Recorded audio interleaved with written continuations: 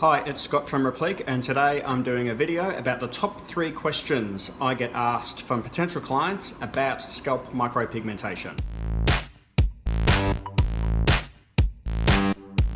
The first scalp micropigmentation question I get asked is it going to look natural? And that is a really good question. I get asked it by the husbands and by the wives, by the children, by basically everyone who comes in here to talk about a loved one who's going to get scalp micropigmentation.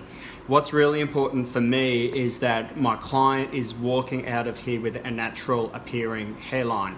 So my business name is Replique, which is French for replication, and that's what we do here. We replicate the client's follicles and hairlines. We don't want to create anything that doesn't look natural. When we're doing the hairline, it really is in consultation with the client. I tend to look at what their lifestyle is and what their age is, what their skin tone is, and we do a hairline that is very sympathetic with those elements. I prefer to do a hairline that starts where we're going at least 4 fingers back from the eyebrows, and then we do the temples much lighter. We still fill in here in the lower parts of the temples, but we do this as a really soft blend. And then we fill in the crown as much as possible as well.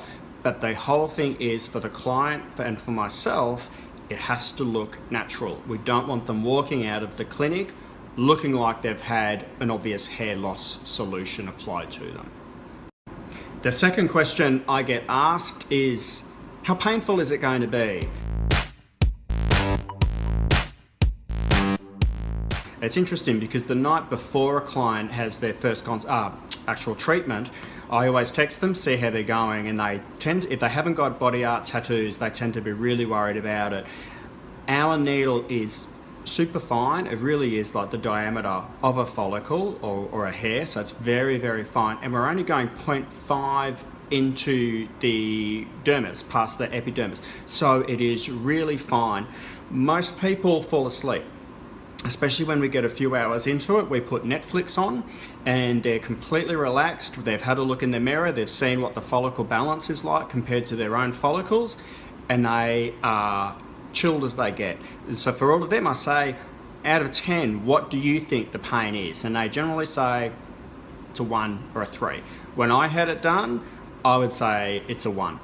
And that, I've got a bit of body art tattooing on me, and I would consider that maybe a 5. And then in some places such as chest, I would consider that a 7, where it was quite painful. But scalp micropigmentation pain, it's a 1 to a 3 out of 10. It's nothing. Don't worry about it, it's nothing. Question number 3, it's a really important question, and it comes up so often, as it should, and that is, how much is scalp micropigmentation going to cost?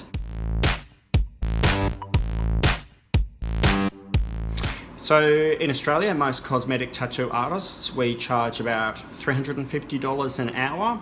Scalp micropigmentation can generally run, you're looking at your first session of maybe being 5 to 8 hours. Your second session might be 3 to 5 hours, and in a third session that I like to offer all of my clients for finishing touches, that's generally 1 to 2 hours. Throughout Australia, we're probably looking at around $3,500 to $5,500 for the full scalp micropigmentation.